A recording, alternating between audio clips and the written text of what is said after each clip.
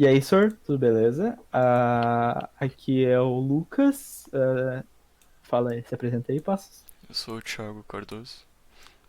A gente veio então apresentar o nossa árvore AVL. Então, a gente fez ela aqui em Java e a gente vai começar aqui mostrando basicamente o funcionamento dela. A gente tem na direita a nossa interface para printar a árvore, a cada modificação que ocorrer nela. E a gente tem então na nossa esquerda ali no nosso como que é? Como que é, Passos, o nome? É um frame pra Não, não, na esquerda. Isso é direita, cara. Ah, esse aqui é Esquerda. uma interface ali. Esse aqui é o É, frame pra renderizar a árvore. enfim, a gente consegue digitar então os comandos. A gente tem comandos para inserir e a gente tem comandos para remover, para buscar e para imprimir os encaminhamentos. Então vamos começar com a demonstração básica de como funciona o incluir. Então a gente pode fazer agora inclusão do número 2, por exemplo. É, E agora vai incluindo mais algumas coisas aí. é, ele Então, não. Ele não repete se a gente botar uma que já existe. então a gente tem. Ele não repete quando a gente colocar uma que já existe, ele vai se adaptando sozinho. Então a gente fez recursivamente isso. Então, a partir do número que a gente bota ali, ele vê se. Quando tu bota o número, ele vê se é necessário então fazer um rebalanceamento da árvore. E se for, ele vai lá e vai fazendo e daí subindo com o que tiver que fazer. Depois a gente vai fazer uma explicação melhor, então, que é a explicação do código mesmo. Mas por enquanto o funcionamento, e pode ver que a gente consegue inserir bastante valores. É, e ele não. Ele também não aceita entradas inválidas, por exemplo, com argumentos faltando ou com um parâmetro inválido, como letras, por exemplo. Então a gente tem um tratamento bem sólido para isso. Também a gente tem esse comando de remover que o Passo vai explicar aí como que faz. A remoção é que nem a inclusão. Tu especifica uma chave, passando o R ali como a operação. Eu vou remover o 2 que ele tá aqui. Ele já vai rebalancear a subárvore de acordo com o que eu removi ali.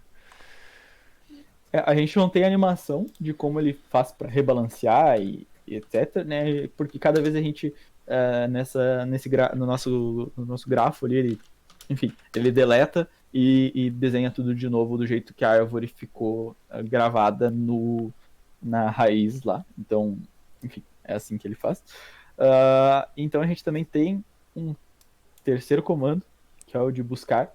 Então, em que a gente pode ir ali e procurar por algum dos números que já está adicionado, como por exemplo, então a gente digita B e o número, a gente quer procurar o 666, por exemplo. O Thiago está bem satanista hoje. Então, Não, ele ele vai adicionou. percorrer todos os nós que ele percorreu para chegar até aquele nó que foi especificado. Então foi o 5. O 666 é maior que 5, ele vai para cá. Depois do 87 ele vai pro nó. Ele encontrou e diz que a chave foi encontrada. Caso ele não encontre uma chave, por exemplo, eu vou botar aqui B42.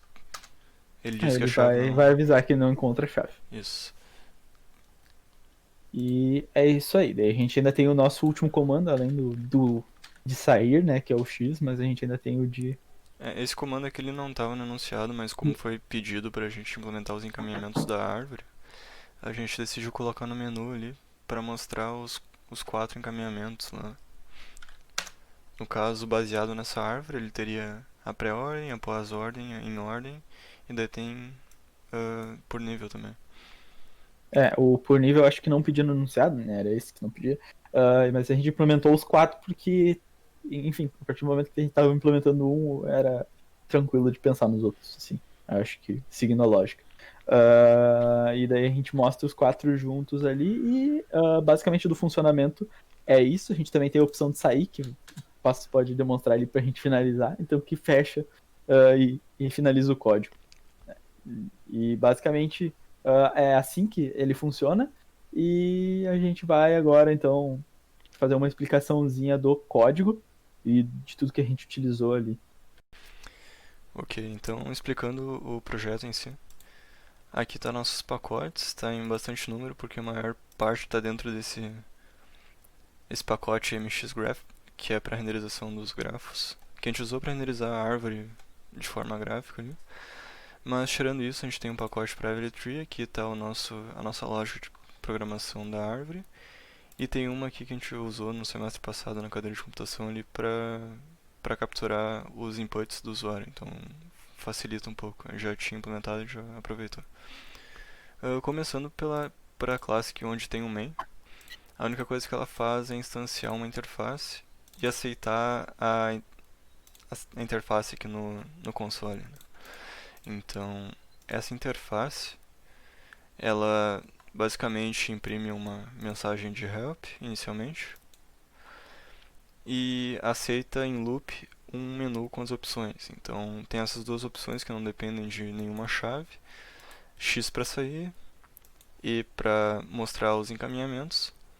Tem os 4 tipos de encaminhamentos aqui e ele usa uma tree, que é um objeto que a gente tem aqui como atributo da classe interface, que é onde está implementada toda a lógica ali da árvore AVL.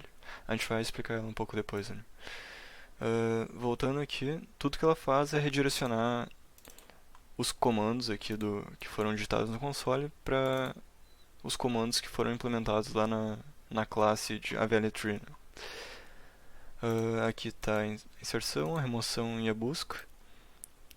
Esse tratamento mais verboso, onde a gente precisa imprimir algumas coisas, é feito aqui direto na interface. E a lógica é feita aqui nessa classe de árvore. A classe de árvore ela tem todos os métodos que a gente precisa para fazer o rebalanceamento de uma árvore AVL e alguns outros para auxiliar ali. E ela tem um Tem nó. inserção também, né? Isso, ela tem um nó aqui também para que é a raiz. Então a partir desse nó eles vão sendo ramificados baseados na raiz, que seria o pai de todos os nós.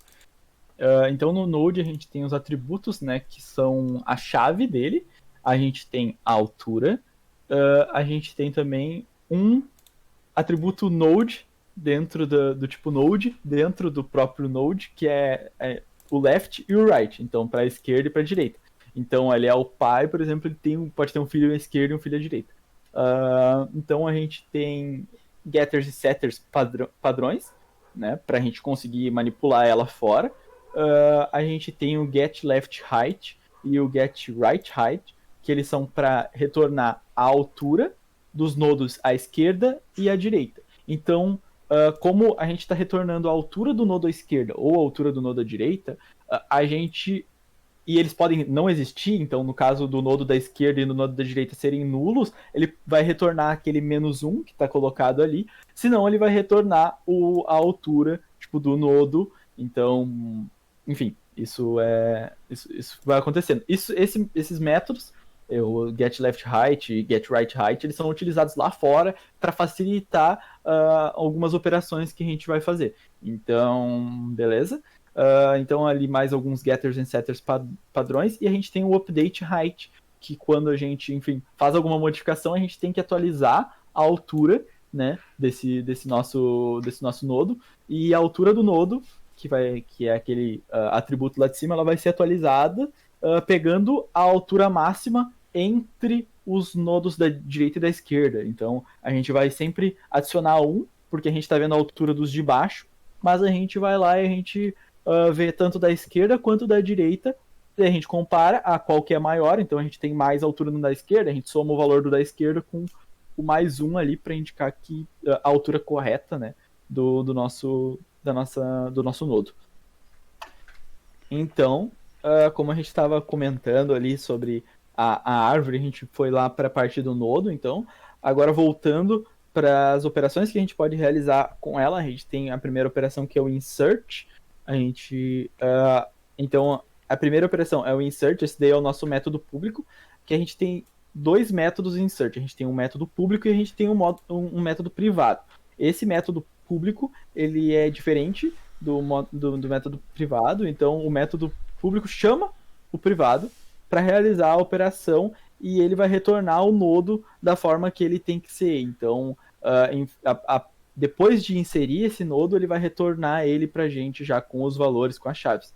O privado Então, ele é recursivo, né? Então tu vai atribuir a raiz a esse insert que ele vai tentar adicionar no lugar que ele tem que ser posicionado ali, e ele vai retornando de baixo para cima até chegar num novo nó que seria a raiz. Então o que que acontece? Primeira coisa que a gente faz é a gente vai lá e verifica, pô, esse nodo ele é nulo. Se for, então a gente vai criar um novo nodo, porque não existe nada. Então, por exemplo, isso pode acontecer tanto para a raiz quanto pode acontecer para uma folha. Então, por exemplo, quando a gente começa, a raiz não tem valor nenhum, então quando a gente for ver, a gente vai ter que criar um novo nodo. E se isso for com uma folha, por exemplo, a folha também pode, ela não vai ter nada, e ela vai ser criada e vai ser retornada para ir subindo Esse recursivamente. aqui seria o caso É, terminal da recursividade. Sempre que ele chegar num é. ponto que ele não encontre, ele vai lá e começa a voltar tudo de novo. E ele começa a voltar, exatamente. Então, por isso que a gente tem ali também essas verificações de else if, onde a gente vai verificar a questão do a chave do nodo, né? Que tem a chave do nodo atual, e a gente vai verificar se a chave que a gente está querendo inserir é maior ou menor. E no começo a gente vê se é menor. Se for menor, a gente vai lá e seta o nodo à esquerda como um insert de um outro desse nodo tipo para baixo. Então a gente vai fazendo isso recursivamente. Então a gente chama um insert, que daí vai lá e vê é maior ou menor. Se for menor, a gente insere à esquerda, só que isso vai retornar um nodo que vai lá e vai fazer todo esse processo de novo, verificar se o da esquerda, então se ele é nulo, ou se é maior ou menor, e daí vai fazendo isso recursivamente, tipo, quantas vezes for necessário, até que ele vai chegar num caso em que vai ser nulo, que nem o Passo falou, né, que é o fim da recursividade, onde ele vai subindo, retornando, tipo, o nodo e, tipo, setando como esquerda ou direita. É. E Daí tem outro caso que a pode não ser acontecer, né? no caso que o nodo seja, que a chave que tu queira inserir já seja existente, né? No qual ele vai retornar esse nodo porque a gente não tem que fazer nenhuma alteração. Então ele vai lá, ele viu é igual, né? Que é o else, é a última condição, né? Que não estava coberta pelos if else ali de cima. Se ele for igual, a chave for igual, ele vai ver, pô, aqui já existe, eu só retorno para cima porque não tem modificação nenhuma que a gente tenha que fazer. A gente também tem a parte de balanceamento, que nos casos em que a gente faça alguma alteração, né? Então, tanto no caso de a gente setar o da esquerda ou da direita, a gente tem que fazer o rebalanceamento da nossa árvore, e que a gente chama esse método de Balanced Node. O Balanced Node, o que ele faz? Primeiro ele vê se um nodo é nulo, se for ele só, enfim, retorna, né? Basicamente. Porque não tem necessidade nenhuma de balanceamento, que nem tá no comentário. A gente então faz um update height do nosso nodo. A gente até já mostrou o método, o update height, que ele, até se o Passos quiser abrir o update height só para retomar, né? Que ele vai lá e ele pega qual lado é maior e adiciona um, então ele vê qual lado tem uma maior altura e eu vou adicionar um nisso, e essa vai ser a altura do meu nodo atual, né? Então a gente também a gente tem o nosso fator de balanceamento que a gente tinha visto na aula, né? Que é basicamente a altura do nodo à esquerda, a altura do nodo à esquerda menos a altura do nodo à direita, e esse vai ser o nosso fator. E ele vai dizer pra gente se a nossa árvore está desbalanceada, né? Porque como a gente vai de baixo para cima retornando esse balanceamento, quando a gente está lá embaixo, a gente setou a altura do nodo lá de baixo, e daí a partir da altura do nodo lá de baixo a gente vai setando a altura do nodo cada vez mais para cima da árvore, né? E no caso que a gente está com um fator de balanceamento tipo errado, que vai ser no caso ou menor que menos um, ou maior que um, né? Nesse caso a gente vai lá e a gente vai verificar, como a gente sabe, né? Por exemplo, se o valor for menos 2, a gente sabe que ele está desbalanceado para direita. Então, como ele está desbalanceado para a direita, a gente vai olhar o nosso nó à direita e a gente vai ver se ele tem um filho à esquerda ou à direita, para que a gente possa saber qual operação de rotação a gente tem que fazer. Se a gente tem que fazer uma rotação simples, Ele vai, na verdade, comparar as alturas dos filhos, né? exatamente, ele compara as alturas para saber qual filho é maior do lado, para a gente saber para qual a gente tem que redirecionar. Como cada vez que a gente adiciona um nodo, a gente faz o rebalanceamento, a gente no máximo vai ter um -2 ali ou um +2, né? Porque a partir do momento que a gente tiver um -2 ou +2, a gente vai fazer o rebalanceamento, né? Então, o que ele faz? Ele basicamente vai lá e ele vê se o cara tem filho esquerdo ou filho direita para saber para que tipo de operação ele tem que fazer. Se ele tem que fazer uma rotação simples à esquerda ou se ele tem que fazer uma rotação dupla, que é o caso do Elsie, né? O caso do Elsie é a nossa rotação dupla que a gente faz a mesma coisa 2 vezes ali. A gente faz, na verdade, 2 operações. E a mesma coisa para quando o nodo for maior que 1, no caso seria no máximo 2 ali, né? Pela forma com que o código se adapta, né? Então a gente fazia ou uma rotação simples à direita ou uma rotação dupla à direita, dependendo de que lado o filho do nodo da direita ou da esquerda tá, né? A gente vai lá e vê para que lado ele tem filho e faz a rotação, conforme a gente aprendeu em aula. E no final, ele vai lá e ele vai retornar o nodo já com o rebalanceamento. Então, ele retorna já um nodo correto e, enfim, esse nodo é usado lá em cima depois. Tá, então o segundo método seria o de remoção. Assim como insert, a gente tem um método público que é acessado externamente e a gente tem um método privado que seria utilizado de forma recursiva. Eu vou comentar sobre isso aqui que a gente não tinha falado antes, mas isso aqui é para permitir que a gente insira em massa os números ou remove em massa as chaves. A gente não chegou a usar aqui no programa final, mas é bom para teste unitário e testes fixos no programa.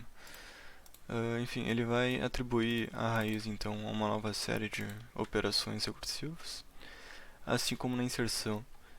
Se o nó for nulo, quer dizer que ele não encontrou a chave a ser excluída, então ele simplesmente vai voltar para cima sem fazer nada. Caso contrário, ele vai verificar a mesma coisa, ele vai caminhar aqui. Por exemplo, se eu quero remover o 7 aqui, ele vai verificar se é maior ou menor que o 4 e vai fazendo aquela lógica da árvore binária até encontrar o 7.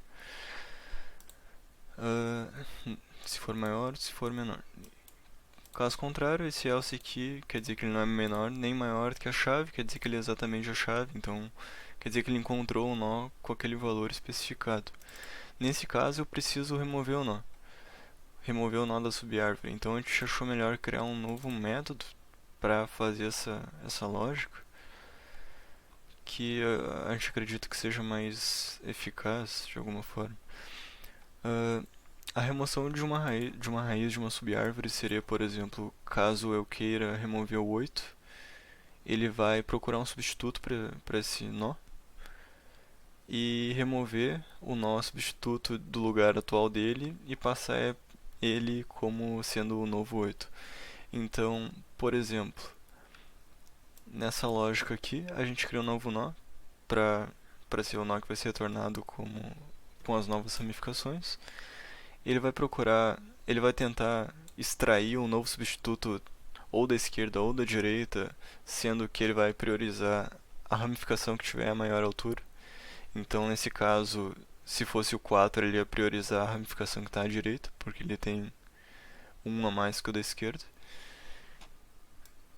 E tendo decidido sendo da esquerda ou da direita, ele vai lá e faz a substituição, buscando lá, por exemplo, se eu quisesse remover o 8, ele buscaria, como aqui a esquerda e a direita têm o mesmo tamanho, então ele pegaria da direita, por exemplo, e ele sempre busca o valor, se for da direita, o menor valor da direita, se for da esquerda, o maior valor da esquerda.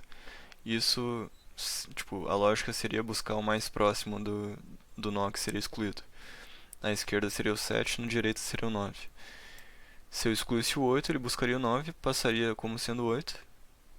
O 10 ficaria no lugar do 9. E a ramificação da esquerda continuaria igual. Então eu só vou mostrar aqui a exclusão, rapidão. R8. Então, como eu tinha falado ali, o 9 assumiu como substituto 8. E os dois filhos continuaram iguais. Ele vai retornar para cima.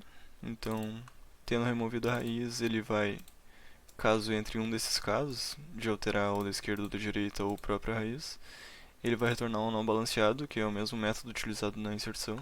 Caso ele fique desbalanceado por algum motivo, ele vai lá e faz as rotações necessárias para balancear de novo a subárvore.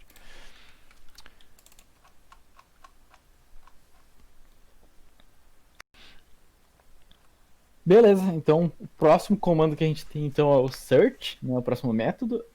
Então ele tem como retorno um nodo, né, que é o nodo que ele vai procurar. Enfim, basicamente o que a gente faz? Primeiro a gente vai lá e cria um nodo que vai ser a ele vai ser atribuído então a raiz, que é o root. E daí o que a gente vai fazer? Esse nodo a gente vai ver, enquanto ele não for nulo, né, a gente vai sempre pegando o nodo abaixo, fazendo a seguinte lógica, por exemplo. A gente vai lá e a gente sempre vai atribuir ao nodo o valor de o nodo à esquerda ou à direita, dependendo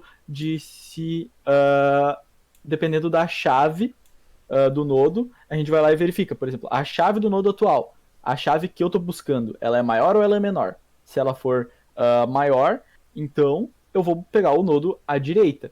Se ela for menor, eu vou buscar o nodo à esquerda. E eu vou fazendo isso até que eu encontre o nodo um nodo nulo, porque daí quer dizer que tipo eu cheguei no máximo e eu vou ver se aqui, né? Opa, não, pera. É até eu encontrar o nodo nulo, né? Que quer dizer que eu cheguei numa folha, não tem mais para onde ir, ou até que eu encontre um nodo com a chave que seja igual à chave que eu estou buscando, que daí é quando ele vai dar aquele break e ele vai retornar então o nodo que a gente queria. E é basicamente isso daí. Então é um método assim que a gente vai setando valores para esse nodo, que é um local, né, uma variável local, até que a gente consiga encontrar o nodo que a gente quer, indo procurando a direita ou a esquerda, conforme o valor da chave. E cada É nó isso que ele aí. percorre, ele vai printando a chave desse nó. Então, no final, ele vai Exatamente. tendo o caminho completo até chegar no nó. O nó final vai ser nulo ali, como o Peniston falou, caso ele entre nessa condição de saída. Ou caso ele entre no break manual aqui, Vai ele ser o quer nó. dizer que ele encontrou a chave. Por último, a gente tem os encaminhamentos. A gente tem esses três aqui que seguem a mesma lógica e o por nível é um pouco diferente. Mas começando aqui, uh, basicamente a lógica é a mesma, só muda a ordem com qual a, a raiz, a esquerda e a direita vão ser percorridas. Então, aqui, entrando, por exemplo, no pré-ordem, a gente sabe que primeiramente a gente precisa passar pela raiz, depois ir para a esquerda e depois ir para a direita, nos filhos. Né? Então, basicamente, a gente vai printar a chave e vai printar esse método recursivamente, começando pela esquerda e depois indo para a direita. Então, por exemplo, se eu tivesse aqui o 4, eu printava primeiro o 4, chamava esse mesmo método de forma recursiva, printando 2. Primeiro ele ia printar o 2, ele ia ver se tem um filho na esquerda, tem. Ele ia de novo para a esquerda para printar o 1. Ia ver se tem um filho na esquerda, não tem, aqui ele ia voltar para o 2. E aqui ele ia passar para o filho da direita, como segue a lógica aqui, que seria o 3, e assim por diante até chegar em todo o encaminhamento em pré-ordem. No pós-ordem é a mesma lógica, ele chamaria de forma recursiva o mesmo método, só que aqui a gente teria uma ordem diferente. A gente faria primeiro o filho da esquerda, depois o filho da direita, depois ele passaria na raiz. Por fim, ali a gente tem em ordem, que seria filho da esquerda, raiz e filho da direita. Em todos os casos, se o nó for nulo, ele simplesmente vai retornar. Esse é o caso terminal. Beleza, então aqui a gente tem o encaminhamento por nível. Basicamente, a primeira verificação que a gente faz é a gente ver se é nulo, se o root é nulo, porque daí a gente não tem que fazer nada, senão ia dar ruim. Então, depois a gente vai lá e a gente faz um for básico, percorrendo a altura. Então, a gente começa em 0 e a gente vai percorrer até a altura máxima, que é a altura da raiz, né? Então, para isso, a gente vai lá e a gente chama, então, esse print level order, passando como parâmetro a raiz, o 0, que ele é a altura onde a gente começa, né? É o nível atual, né? É o nível atual, e a gente tem como parâmetro, então, a altura que a gente quer chegar. Então, é a altura que a gente quer printar. Então, primeiramente, a gente vai usar o print level order. Qual que é o objetivo? Primeiro, ele vai lá e vai percorrer tudo até chegar na altura que a gente quer. Por exemplo, no início, a altura, como a gente está fazendo aquele for ali, a altura vai ser 0, então ele vai procurar e printar tudo que está na altura 0, né? Que, então, ele vai lá, ele vê se o nível atual é igual ao max level que foi mandado, que é o nível que está no for. Então ele vê se o nível atual é o mesmo nível que está no for. Se sim, ele printa e daí sai fora. Ou se não, ele vai lá e ele vai, tipo, percorrendo, chamando recursivamente, né, chamando print level order, até que ele chegue no current level que seja igual ao max level. Nesse caso, por exemplo, se a gente for printar a terceira camada, a gente vai estar recebendo como max level 3, o terceiro nível, né? A gente vai estar recebendo como max level o 3, O 2. e a gente vai estar... Ah, não. A terceira seria o 5 e o 7, né? Exatamente. Me confundi um pouquinho. Tá. Mas então, se a gente estiver recebendo como max level o 3, quer dizer que o current level vai começar em 0. Então a gente vai lá e não vai achar igual ali em cima, a gente vai pro else. Então a gente vai chamar de novo. E daí, recursivamente, a gente vai chamar de novo até que a gente chegue com o current level, que vai somando ali na chamada, né? Até que a gente chegue com o current level igual ao 3, né? Que daí ele vai lá e vai printar. E isso ele vai fazer quantas vezes for necessário, até que ele consiga printar tudo que ele tem aqui que printar naquele for lá, até que, enfim, tá tudo printado por level. E é isso aí. O bom do nível máximo aqui que a gente definiu é porque, por exemplo, se ele quer printar o nível 2, ele não precisa passar pelo 5 e pelo 7, porque ele não vai continuar a recursividade. Ele simplesmente ele vai só, printar e quando voltar. ele chega e printa, ele vai voltar e vai fazer, enfim, É isso. o próxima altura.